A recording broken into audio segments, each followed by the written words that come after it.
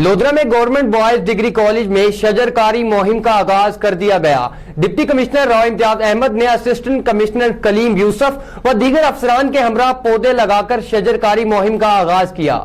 इसी हवाले से मजीद जानेंगे काजिम अब्बास बलोच की रिपोर्ट में। हुकूमत पंजाब की ग्रीन एंड क्लीन पंजाब मुहिम के सिलसिले में government boys degree college Lodhran में मौसम बरसात की शजरकारी मुहिम का आगाज कर दिया गया है।